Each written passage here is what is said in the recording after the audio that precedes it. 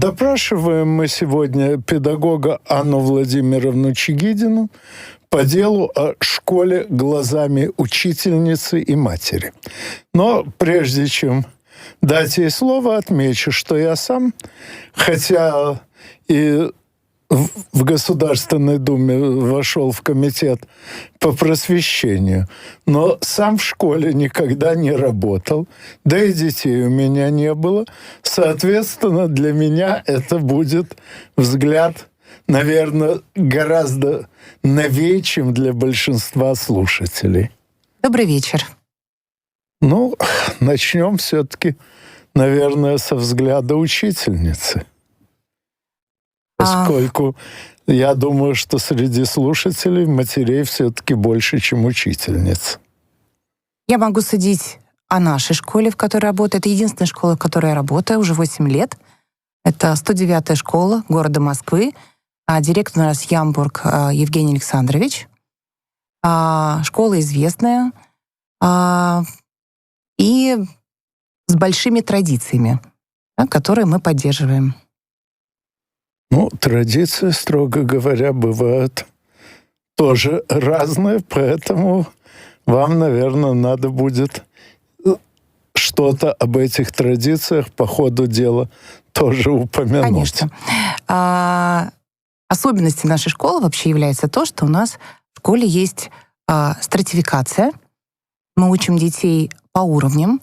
Эти уровни у нас есть по 3 предметам: по русскому, по математике, по иностранному языку. То есть мы детей тестируем, рейтингуем, и у нас группы не как вот обычно, как я, например, училась в школе. Класс делит пополам: одна группа, вторая группа и 2 учителя. А здесь у нас получается, что дети собираются в группы по уровням. От самого сильного до самого слабого. И мы считаем это важно, потому что детям комфортно работать в группе, где все одного уровня. Ну, примерно одного. Примерно, конечно, примерно одного уровня. Одинаковых людей, к счастью, не бывает. Конечно. Это то, что об учебе, да, здесь у нас вот по 3 предметам. Это я знаю, что многие родители хотят поступать именно в нашу школу, потому что они приветствуют такую стратификацию, такое поуровневое обучение. Что сказать по традициям? Традиций уже много. Например, у нас есть дуб, на который шестиклассники у нас вешают каждый год. У нас день рождения шестиклассников есть, и каждый класс вешает колокольчики. У нас есть музыкальные перемены в первое полугодие, когда каждый класс представляет свою историю на сцене. У нас сейчас 2 полугодие посвящено всегда театральному фестивалю. Каждый класс, каждая параллель ставит спектакли по классике. Более маленькие детки ставят какие-то попроще, сказки. Например, я классный руководитель сейчас 6 класса.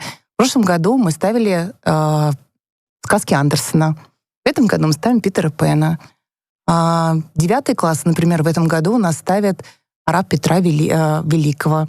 Честно вам скажу, Питера Пэна я считаю произведением резко антипедагогичным, особенно в нынешних условиях. Вот пару недель назад мы в этой же студии обсуждали с публицистом Романом Олеговичем Носиковым проблему искусственно затягиваемой детскости в современном обществе. А Питер Пэн — это как раз образец. Это мальчик, не пожелавший становиться взрослым, чье желание исполнилось и принесло ему множество проблем, которых он, естественно, не предвидел. Так вот, к сожалению, затянувшаяся детскость, она всякому приносит множество проблем. Это правда. Это правда, но эту проблему тоже можем показать на сцене, чтобы дети это тоже увидели. У нас приходят смотреть спектакли родители, и они тоже это видят. У нас посвящены эти спектакли тоже родителям. Поэтому важно. У нас обязательно в апреле благотворительная ярмарка. Дело в том, что наша школа, она также представляет проект «Учим, знаем». в больницах с больными детишками. И мы, соответственно, на благотворительной ярмарке собираем деньги для того, чтобы помочь им или подарить что-то. В общем, традиций достаточно много. Я даже сейчас каких-то могу не вспомнить. Да, но мы уже знаем там... У нас обязательно... У нас при школе есть конюшня. Даже лошади. так? Да. Это очень круто. Да, у нас дети занимаются, кто хочет, ходят на занятия по конному спорту. И когда у нас линейка 1 сентября, у нас всегда выезжает карета с лошадьми, и у нас есть золотые пары. Например, если мальчик или девочка заканчивает 11 класс, а его брат или сестра поступают в 1 класс. И они вдвоем садятся в эту карету и проезжают с колокольчиками. Очень красивая Должен традиция. сказать, что сейчас такое довольно трудно организовать, просто потому что, к сожалению, даже 2 ребенка в семье стали большой редкостью. У нас каждый год есть золотые пары. Каждый год. И по несколько. Хорошо вам.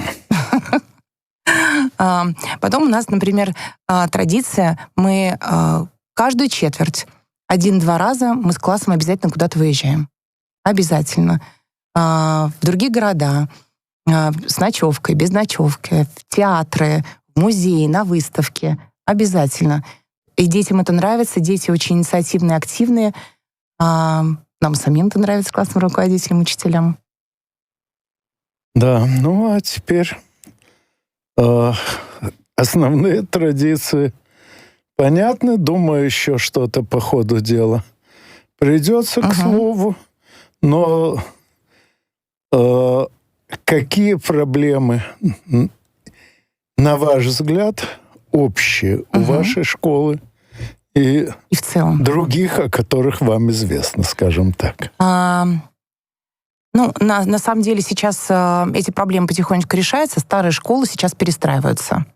Конечно же, наша школа 1974 года, она немножко уже ветшает, и ее, конечно, уже хочется потихонечку обновлять, что, в принципе, у нас делает администрация.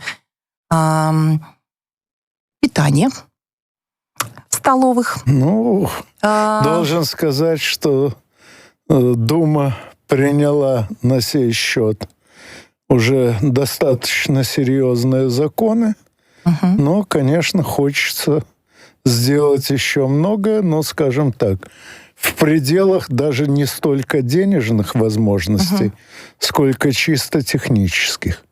Есть ограничения, грубо говоря, по производительности школьных кухонь, а привозить что-то с больших комбинатов питания есть риск нарушить какие-нибудь санитарные ограничения.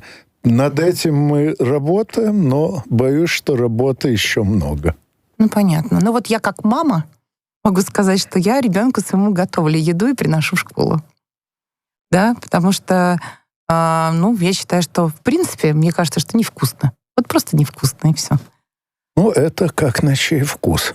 У меня в этом плане вкус, можно сказать, испорчен, поскольку родители довольно часто оставляли меня на попечение бабушки, видного врача-фтизиатра, много лет заведовавший туберкулезным санаторием «Аркадия», а потом, когда под этим именем объединили несколько одесских туберкулезных санаториев, она осталась заведовать тем отделением, которое было именно «Аркадией».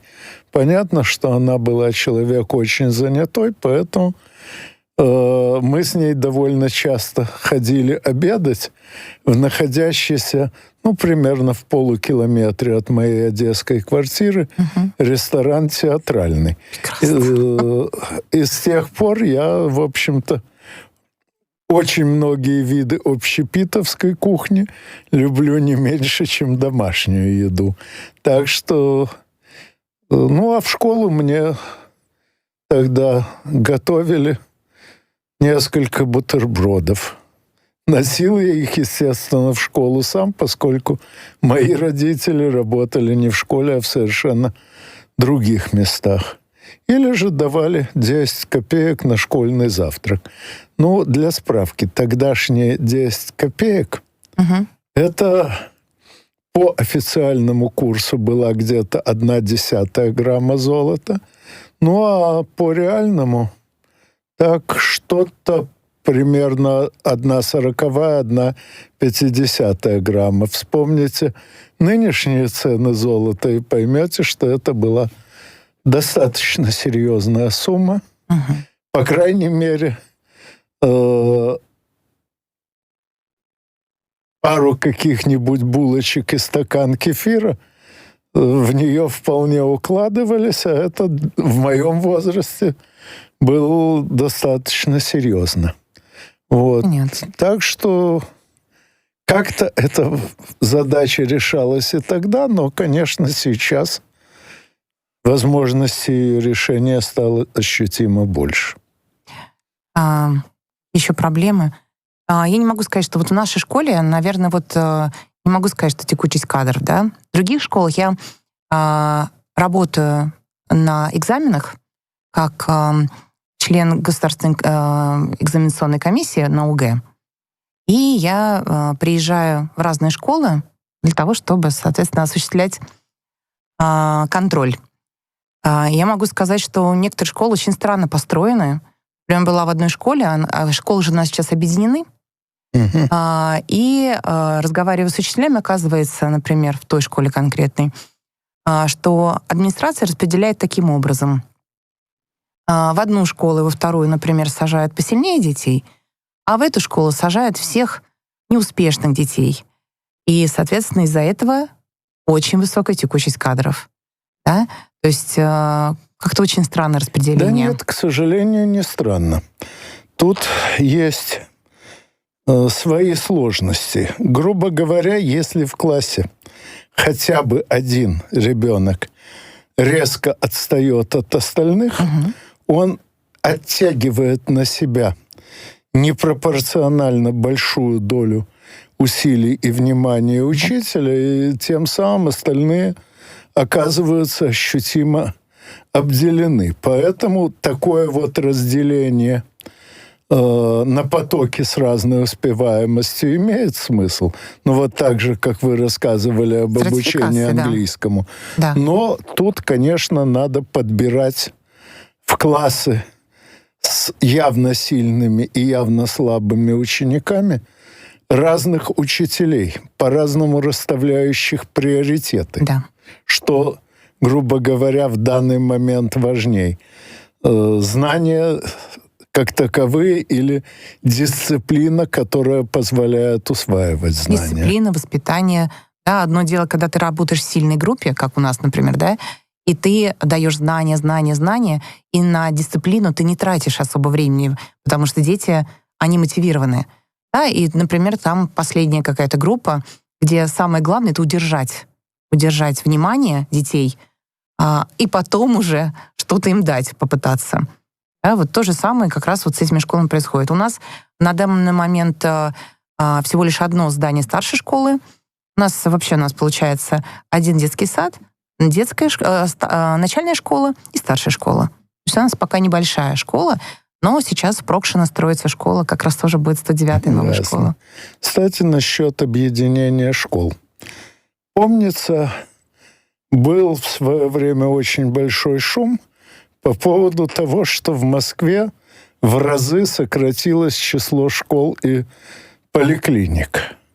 Ну а потом, когда уже отшумели, отскандалили, выяснилось, что фактически число, скажем, врачебных кабинетов или классов никоим образом не сократилось. Сократился только административный персонал, потому что, грубо говоря, при современных компьютерных средствах один бухгалтер может охватить в 10 больше сотрудников, чем раньше. И вот сократили административный персонал, сохранив при этом всех, кто непосредственно работает с людьми. Но шуму-то было. Это правда. Но у нас школа, так как у нас, Евгений Александрович, я знаю, что мы предлагали присоединить другие школы, но мы остались независимыми на сегодняшний момент. Никакие другие школы к нам не присоединили. Ну, наверное, в вашем случае это правильно, поскольку вот те технологии, которые употребляются у вас, имеет смысл максимально отработать, прежде чем тиражировать. Это правда. Вообще, кстати, должен заметить, что в педагогике разнообразные эксперименты проводятся постоянно, но лишь небольшая их часть оказывается пригодной именно для тиражирования. Скажем, многое опирается на личность конкретного педагога, многое после серии экспериментов не показывает настолько заметных преимуществ, чтобы стоило всерьез менять всю систему и так далее. Так что я думаю, что технологии, применяемые в вашей школе, еще будут не один год отрабатываться, прежде чем станет понятно, можно ли их распространить на другие школы, и если да, то как. Ну, я могу сказать, что если для детей эта система удобная и хороша, для нас, учителей, она, конечно, непривычна, особенно для учителей, которые приходят из других школ. Потому что я не работала нигде, кроме этой школы, поэтому я сразу попала в эту систему и другого не видела. Обычно учителя приходят из других школ и говорят, ну, мы ведем там 2 9 класса, 2 8 класса, там 2 6, и все. А здесь из-за того, что у нас стратификация, у нас одновременно проходят уроки, и учителя у нас преподают почти во всех параллелях. То есть вот на сегодняшний момент я преподаю английский в 6, 7, 8, 9, 10, 11 классах. О, извините, Да. звонок, слушаем вас. Здравствуйте, меня зовут Алексей из Подмосковья. Здравствуйте. Я когда-то работал инструктором в военно-патриотическом клубе, и меня интересует такой вопрос. А за что вот это, не так давно это был вопрос, что дети вот ездят куда-то по России, по стране катаются. А за чей это счет все происходит? Нам, допустим, когда я в военно-патриотическом клубе работал инструктором, мы детей за счет государства возили. А за чей счет сейчас? Это Здравствуйте. Сейчас мы ездим за счет родителей. Замечательно. А питание в школе? В За школе чей счет питание. также? Вот гостья сказала, что она ребенку своему носит сама еду, потому что в школе не очень вкусно кормят. Вот, хотелось бы узнать, а почему детей не очень вкусно кормят? Ну, потому что вкусы у каждого свои. Конечно. И то, что нравится одному, может не устраивать другого. Знаю по своему личному опыту. Мне далеко не все нравится, что я когда-либо пробовал. Но что касается за чей счет, ну вот часть категорий учеников кормится за государственный счет. Все я не помню, там Льготные. довольно большой перечень. Ну, а остальные пока за свой. Дальше будет видно. Вот тоже немножко это еще, я даже пионером, отставить не пионером, а был октябренком. И нас в школе довольно вкусно кормили, даже дома так вкусно не кормили. Опять же, как на чей вкус. Мой ребенок просто не любит столовскую еду и просит, чтобы я ему готовила с собой. Вот и все. Большое спасибо. Пожалуйста. Вот, ну, о еде немного поговорили, теперь давайте о пище духовной все-таки. А именно о том, насколько, по вашему опыту, усваивают дети то, что им преподают, Меняется ли это усвоение от года к году? Ну, конечно, что-то меняется. Во-первых, дети меняются, дети другое поколение совершенно. Меняется отношение между учителем и ученик. Очень большое вмешательство родителей в школу. Они пытаются иногда диктовать, как учить их детей. Что касается преподавателей, конечно же, у нас в школу идут энтузиасты, которые любят свой предмет и любят детей, и которые готовят авторские свои программы, презентации, по которым они учат детей и пытаются привить любовь к своему предмету. Большая, наверное, проблема сейчас в том, что дети меньше читают. Это огромная проблема, и это потом аукнется им, конечно, в 10-11 классе, когда они сдают ЕГЭ. Это очень тяжело, когда сейчас все меньше и меньше народа, детей поступает, сдают литературу, потому что литература — сложнейший экзамен. Но... Да, там нужны в первую очередь не знания, а понимание. Понимание, да. Понимание, рассуждение, критика. Я заставляю своего ребенка читать. Заставляю. Ну, поделюсь воспоминанием. Один мой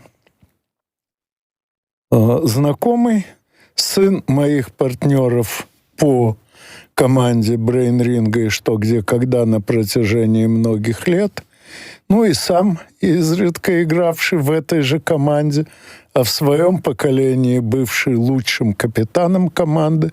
Так вот, он при всех этих несомненных достоинствах практически не читал. Предпочитал все слушать, смотреть экранизации вместо чтения оригиналов и так далее. И вот однажды я его предупредил, что ты тем, что не читаешь, теряешь возможность развивать свою фантазию. Ну, например, в книге сказано: вошла женщина в красном платье с синей сумкой. И тебе надо самому думать, какие оттенки этих цветов сочетаются, какие нет, что хотел сказать автор, описав это. А в фильме ты видишь результаты размышлений на сей счет режиссера, художника по костюмам, гримера. То есть чтение — это, помимо прочего, мощный способ развивать фантазию. Ну а обо всем остальном, что связано со школой и обучением, поговорим после новостей. Не переключайтесь. Напоминаю, что поучаствовать в допросе вы можете по телефону прямого эфира +7 495 95 95 91 2. По Телеграм, по каналу радиостанции «Спутник». Допрашиваем мы сегодня педагога Анну Владимировну Чигидину по делу о школе глазами учительницы и матери. Но прежде чем продолжить этот допрос, процитирую 2 сообщения, пришедшие как раз через Телеграм. Имена не указаны. Но, судя по стилю, это писал один человек. Один ученик может научить курить весь класс, к примеру. А лучший друг, как казалось в школе, одноклассник, может оказаться таким предателем, что хуже и не придумаешь. Да так, что всю жизнь портит, несмотря на то, что его вытащил из такого дерьма, что и врагу не пожелаешь. Ну, как я понял, второе сообщение относится уже к событиям, последовавшим после школы. Ну, а насчет того, что одна паршивая овца портит все стадо, сказано еще задолго до нашей эры. Но по вашему опыту, насколько это опасно? Конечно, это опасно. Очень важна компания, да, детей. Я могу сказать, что я была классом руководителем, первый класс, который выпустила общеобразовательный класс, где мы детей без экзаменов принимали, и там были абсолютно разные дети. Были дети, за которых я очень переживала, потому что за ними нужно было всегда глаз да глаз. Я постоянно была на связи с родителями, потому что они могли неизвестно что сделать. Во-первых, обидеть своих одноклассников. И мы... Классный руководитель как медиатор. Я постоянно работала с родителями, с детьми, с администрацией. У нас постоянно была такая работа. Сейчас я классный руководитель гимназического класса. И я могу сказать, что разница чувствуется. Конечно, в силу возраста дети в 12 лет и похулиганить могут, и повеселиться, и все. Но дети все-таки держатся, и дети сюда поступили, они сдавали экзамены, они более замотивированные, дружные, пытаются поддерживать друг друга. И вот что касается, например, буллинга, я знаю, что во многих школах есть буллинг. Ну, в переводе на русский травля, да. Да. В моем классе такого нет и просто быть не может, потому что прежде всего я говорю о человечности в классе. Смотря на то, что родители у нас занимаются воспитанием, а мы учим, все равно мы какой-то элемент воспитания все равно вносим. Вот тут еще один вопрос пришел через Телеграм. А что вы можете сказать про аудиокниги? Вот, например, в чтении вникать лучше. Когда слушаю, бывает, например, одну главу из книги «Альтернатива» Юлиана Семенова, я прослушал раз 30, пока не вник в суть, и то кое-как. Ну, тут я могу сказать, что я вообще-то глазами воспринимаю текст в несколько раз быстрее, чем ушами. То есть мне читать просто намного быстрее, чем слушать. А, скажем, Владимир Владимирович Путин говорил, что слушает аудиокниги просто по дороге на работу и домой. Ну, очевидно, ему неудобно читать во время тряски. Но, как я понял, в остальное время он все-таки читает глазами, а не ушами. А я могу вас как в классе? Я могу сказать, что у меня есть дети, которых родители везут какое-то время в школу на машине, и они слушают аудиокниги. Когда они не успевают что-то прочитать, да, например, выпускники, которые мне были старше класса, это «Произведение «Война и мир», «Преступление и наказание», «Тихий дон». Это большие произведения, которые, когда они едут в школу, они слушают, они едут назад домой, слушают. И обычно старшие ученики 10-11 класса говорят, что это очень эффективно. Маленькие дети все-таки родители заставляют еще читать, потому что они еще не совсем могут. Хотя я могу сказать, что, например, в прошлом году у нас дети проходили «Черные курицы» или «Подземные жители», да, Погорельского. И я сыну сказала, я говорю, у тебя вариант. Мы можем с тобой прочитать или посмотреть фильм 79 года. Мы посмотрели фильм, он говорит, больше читать не хочу. Да. Но вообще сложное произведение, сложное. Я детей сводила еще на спектакль в РАМТ, чтобы они посмотрели, то есть со всех сторон. Раз кто-то читать не хочет, значит, другие альтернативы находятся. Ну, не знаю. Лично я, по счастью, читаю давно и упорно. Собственно, где-то года в 3 родителям надоело читать мне вслух. Они предложили поучиться самому. К 3,5 годам я уже читал по слогам, а к 4 годам бегло. Тогда это считалось очень ранним и очень редким явлением. Ну вот с тех пор читаю непрерывно и все-таки предпочитаю именно читать, а не слушать. Я тоже люблю читать и тоже читаю много именно. Аудиокниги я не воспринимаю. У аудиокниг есть единственное достоинство, ими можно заниматься параллельно с чем-то. Это правда. Вот вам еще вопрос. Много ли учеников в вашей школе занимаются шахматами? Шахматами. У нас в основном шахматы, кружок шахмат есть, но у нас они в основном проходят в начальной школе.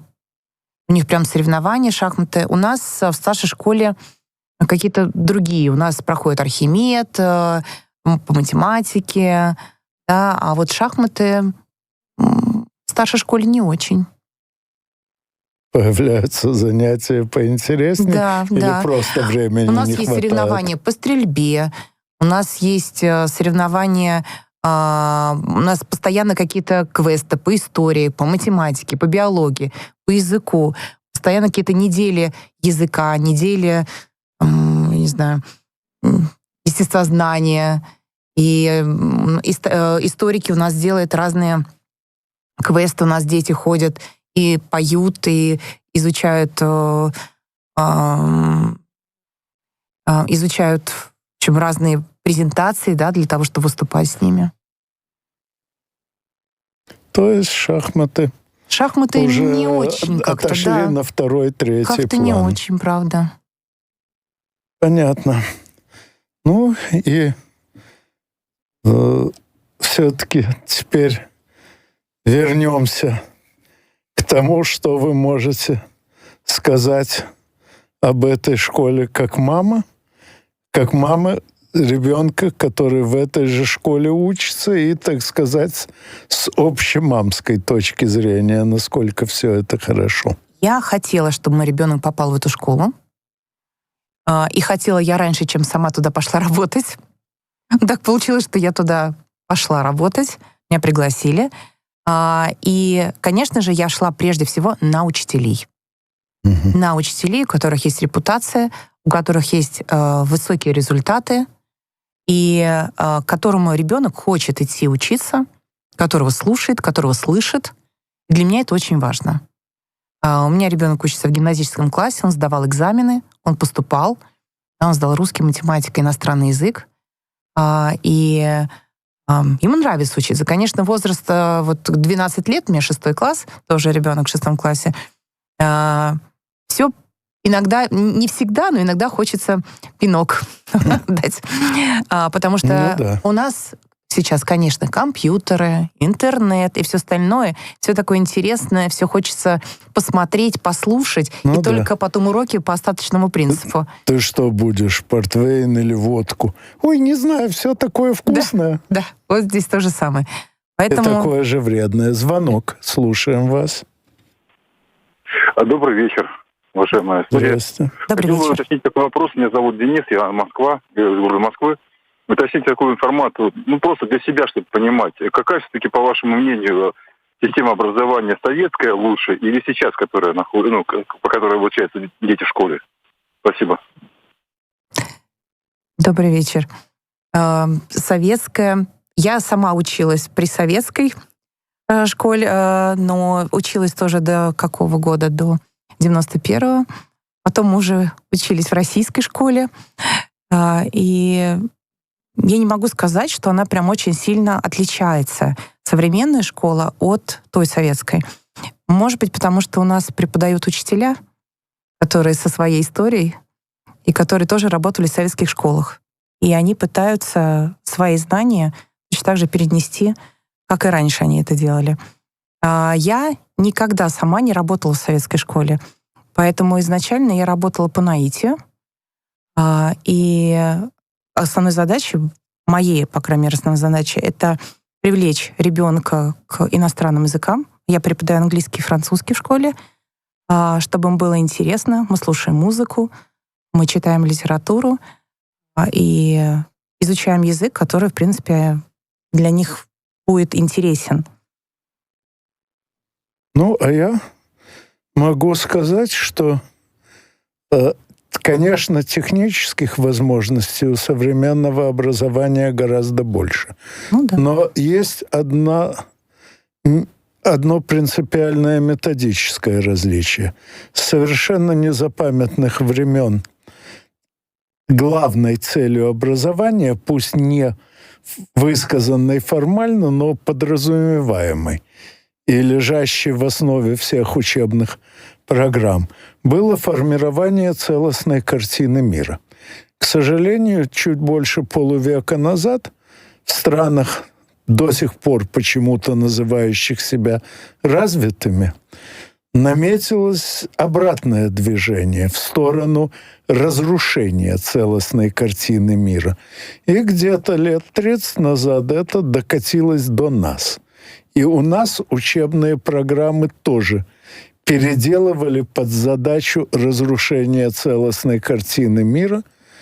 Правда, сейчас у нас, слава богу, уже поняли, какие разрушительные последствия для всего общества это несет, и понемногу начинают восстанавливать эту самую цель формирования целостной картины мира, но, к сожалению, упущено многое, поэтому современные школьные программы в методическом смысле гораздо слабее советских, даже если во многих других отношениях стали лучше, но это, на мой взгляд, не компенсирует именно погрешности в методике. Ну, я думаю, что по поводу иностранного языка, просто когда я училась в школе, у нас были какие-то непонятные учебники по английскому языку, которые половина были на русском языке. Сейчас мы занимаемся по учебникам, где все на языке, где много аудирования, где мы много говорим, где много учим.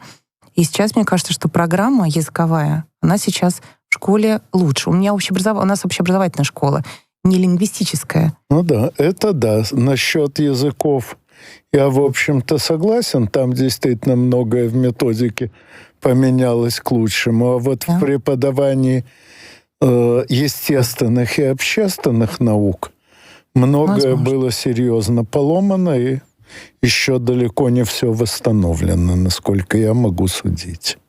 Я могу еще сказать, что поменялось отношение к учителям. Раньше учитель был уважаемый человек, которому никогда не было сомнений ни от учеников, ни от родителей, что он в чем-то неправ и как-то неправильно учит детей. Сейчас родители могут прийти, могут говорить, что вы не знаете методику, хотя вообще никак не связано со школой. Могут сказать, что переведите моего ребенка в другую группу, потому что у меня с вами психологическая несовместимость. То есть родители абсолютно разные и приходят, требуют совершенно иногда очень странные вещи. Вот это особенность. По техническим характеристикам, конечно, важно. Когда я пришла только в эту школу, у нас еще были маркерные доски, у нас были доски с мелом. Сейчас у нас электронные доски, на которых очень удобно работать. Ну, а в мое время и маркерных досок не было, только меловые. Так что, конечно, изменения есть. Ну, скажем так, я исхожу из того, что общий прогресс человечества неизбежен и непрерывен, поэтому если сравнивать прошлое и настоящее, то, как правило, картина в целом нынешняя лучше прошлой, но именно в целом. А некоторые детали этой картины, к сожалению, могут меняться и к худшему. Ну да. Например, то, что появилось дистанционное обучение. Я считаю, что это просто враг дистанционное обучение. По крайней мере, когда мы это прожили, и когда дети после дистанционного обучения, после ковида вышли, нам пришлось их переучивать, нам пришлось их доучивать. А тут проблема еще и в том, что в свое время из нашего закона об образовании вычеркнули цель образования — воспитание. Сейчас это мы пытаемся восстановить. Но существенная часть воспитания — социализация, то есть обучение взаимодействию с другими людьми и прежде всего взаимодействие, так сказать, по горизонтали, с равными себе. В общем-то, в семье мы, как правило, общаемся по вертикали с с родителями, старшими и младшими братьями и сестрами. А вот в школе мы, как правило, общаемся в основном с равными себе и по возрасту, и по знаниям, и так далее. И вот дистанционное обучение, оно может в чисто образовательном плане давать довольно многое, но вот социализация при таком формате невозможна в принципе. А отсутствие социализации сказывается на всей жизни гораздо хуже, чем отсутствие каких-либо конкретных знаний. Это правда. Вот. Ну и возвращаясь все-таки к школе, и понятно, что вы сравниваете школу, где учите, со школой, где учились. Мгм. И вот какие различия, на ваш взгляд, могут наиболее всего сказаться именно на самих школьниках? На самих школьниках. Знаете, сейчас нет оценки за поведение. Это очень плохо. Да, мы пытаемся сейчас ее вернуть. Да.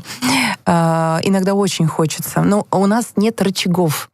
Мы не будем заваливать ребенка двойками за то, что он плохо себя ведет, и то, что мешает другим. И мы не можем это сделать. Но нам прямо нужна эта оценка за поведение. Ну, вот мы сейчас пытаемся разобраться, как ее восстановить.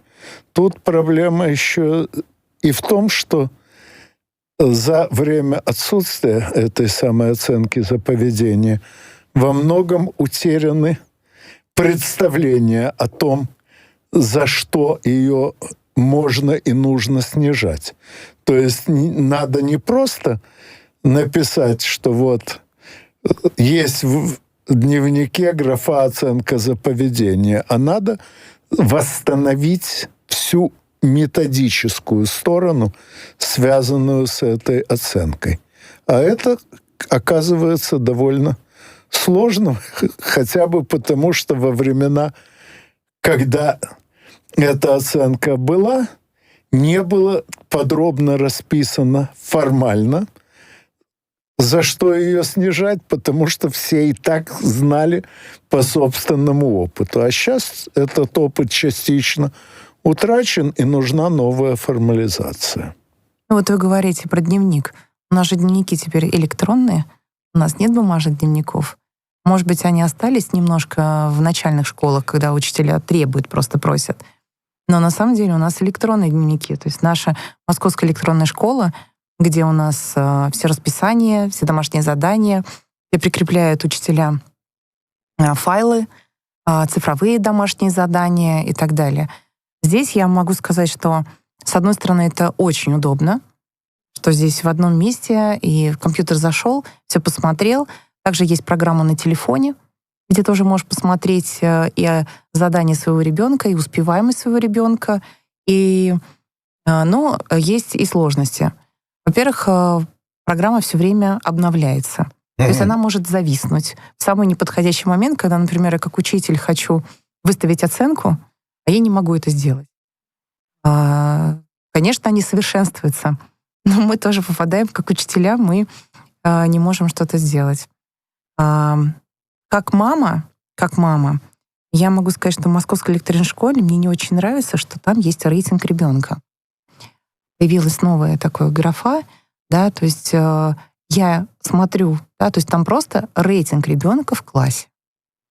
Да. Это немножечко родителей начинают переживать. Я могу сказать это как мама, и могу Боюсь, просто... что и дети переживают. Очень, очень. В детстве очень важно постоянно сравнивать себя с другими, пожалуй, даже важнее, чем во взрослом возрасте. Хотя я, конечно, как спортсмен, уже более 40 лет участвующий в интеллектуальном спорте, чувствую, это очень важно. О, вот тут сообщение по поводу интернета, IT-технологий. Знаете, как я усвоил, к чему долго привыкаешь, от того долго отвыкать приходится. Но, если честно, приедается и надоедает. Хоть когда-то давно это было в новинку. Не сказать, что пришло, увидело, победило, но эти все IT, как по мне, все какое-то пресное с книгами даже рядом не лежало. А вот кто усидчивее и постояннее, тот и побеждает. Ну, опять же, по своему опыту могу сказать, что усидчивость и постоянство не гарантируют победу, хотя, конечно, повышают шансы на нее. А вот если еще и увлекся чтением, то это вообще отлично. Полностью согласен. И Анна Владимировна, как я понял, тоже. Но в любом случае все это лишь часть инструментов. И, на мой взгляд, главная задача педагогов — это научить все эти инструменты объединять, использовать совместно. То есть та самая целостная картина мира. Ну, а в какой мере вы способствуете ее воспитанию, на ваш взгляд? На информационные технологии вы имеете в виду? Нет, и целостную картину мира. Целостную картину. То есть, скажем, представление о том, насколько владение языками облегчает понимание научной терминологии и так далее. Ну, я постоянно говорю о том, что детям мы не просто учим грамматику, не просто учим... у нас сейчас новые учебники, которые говорят о культуре. У нас даже есть Culture Corner, да, это культурный уголок, который связан с Великобританией, с Россией и так далее. Поэтому мы изучаем все эти вопросы и культуру общения, культуру питания, культуру образования и так далее. Ага. Вот товарищ пишет, еще и настойчивее забыл добавить. Да, настойчивость тоже важна, но, как я понимаю, в учителя без настойчивости вообще идти бессмысленно. Это точно. Вот. Ну, надеюсь, мы с вами еще не раз встретимся. А кто будет в следующий вторник, не скажу, но уверен, что вам тоже будет интересно. До свидания.